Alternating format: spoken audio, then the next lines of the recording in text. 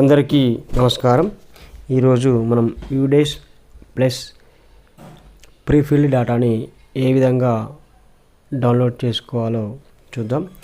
మొదటగా క్రోమ్లో UDISE ప్రొఫైల్ని click చేసి ఆ లింక్ పైన క్లిక్ చేసిన తర్వాత మీ యొక్క స్కూల్ యూజర్ నేమ్ అంటే డైస్ కోడ్ మరియు పాస్వర్డ్ని క్లిక్ చేసి కింద ఉన్న క్యాప్షా పైన క్లిక్ చేసి